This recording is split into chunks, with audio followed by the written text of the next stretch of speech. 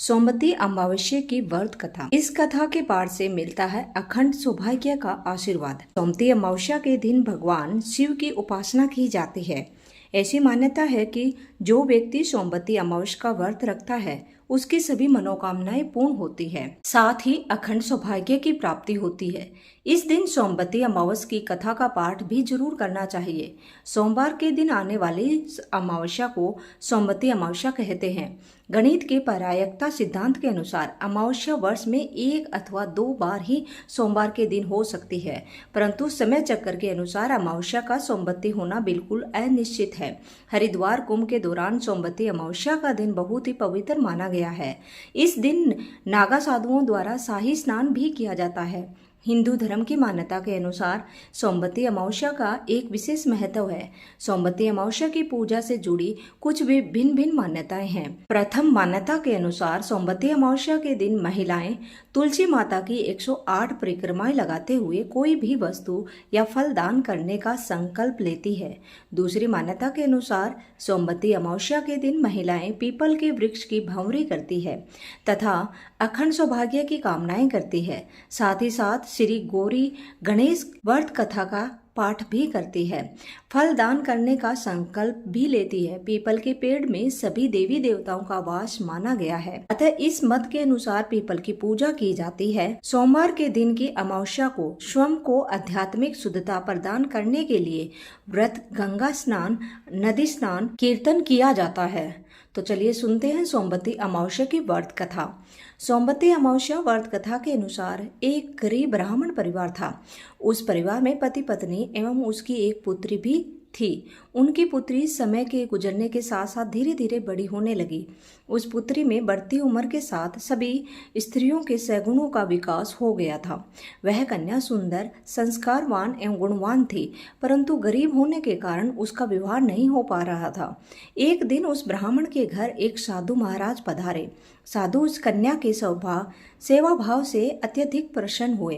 कन्या को लंबी आयु का आशीर्वाद देते हुए साधु ने कहा कि इस कन्या के हाथ में विवाह का योग रेखा नहीं है। तब ब्राह्मण दंपति ने साधु से इसका उपाय पूछा। कन्या ऐसा क्या करे कि इसके हाथ में विवाह का योग बन जाए। साधु महाराज ने कुछ देर विचार करने के पश्चात अपनी अंतर्दृष्टि में ध्यान करके बताया कि कुछ ही दूरी पर एक गांव में सोना नाम की एक धोबिन महिला अपने बेटे और बहू के साथ रहती है, जो बहुत ही आचार विचार एवं संस्कार संपन्न तथा पति परायण है। यदि यह सुकन्या उस धोबिन की सेवा करे और वह महिला इसकी शादी में अपने मांग का सिंदूर लगा दे तथा उसके बाद इस कन्या का विवाह हो जाए तो इस कन्या का विधेय योग मिट सकता है। साधु ने यह भी बताया कि वह महिला कहीं बाहर जाती आती नहीं है। यह बात सुनकर ब्राह्मणी ने अपनी बेटी से धोबिन की सेवा करने का प्रस्ताव रखा। अगले दिन से ही कन्या प्रातःकाल ही उठकर सोना धोबिन के घर जाकर साफ सफाई एवं अन्य सारे कार्य करके अपने घर वापस आने लगी। एक दिन सोना धोबिन अपनी बहू से पूछती है कि तुम तो सुबह ही उठकर सारे काम कर लेती हो और पता ही नहीं चलता। बहू ने कहा, माँ जी, मैंने तो सोचा कि आप ही सुबह उठकर सारे काम खुद ही खत्म कर लेती है। मैं तो देर से उठती हूँ। यह सब जानकर दोनों सास बहू घर की निगरानी करने लगी कि कौन है जो सुबह ही घर का सारा काम करके चला जाता है।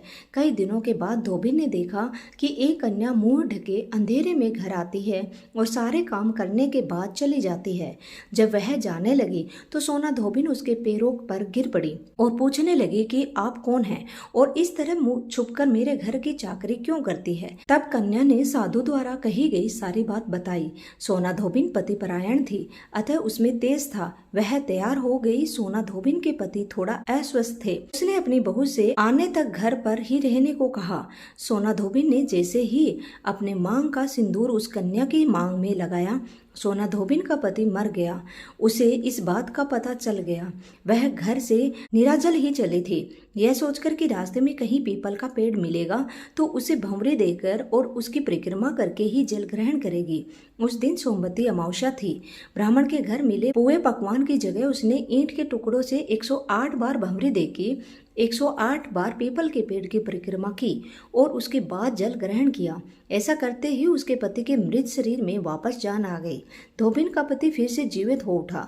तो दोस्तों, अगर ये वीडियो आपको अच्छा लगा तो वीडियो को लाइक, शेयर एंड सब्सक्राइब अवश्य करना, ऐसे ही और कहानियां सुनने के लिए। धन्यवाद।